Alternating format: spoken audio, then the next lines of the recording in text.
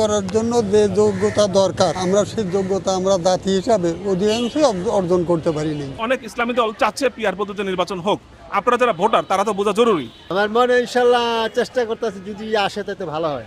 কে আসে? ইসলামী দল তারা চেষ্টা করতেছে, আমরা ইসলামী দল ভালো দল আসুক। এই সময়ে পিআর পদ্ধতি আসলে জরুরি নাকি জরুরি না, যদি ইয়েস নো জানতে চাই। ইয়েস নোর অ্যান্সারটা আসলে আমি দিব না, কারণ দুইটা দিকই আছে, সুবিধাও আছে অসুবিধাও এখানে আছে। কিন্তু ধরেন আপনার এলাকায় একজন জিতলো, কিন্তু পিআর পদ্ধতির মাধ্যমে অন্য এলাকার অন্য একজন প্রার্থী আপনার এলাকার এমপি হিসেবে দেওয়া হলো, আপনি তাকে মানবেন কিনা? এটা আসলে তো কেউ মানবে না, এটা সব বেশি বিএমপি হয় না।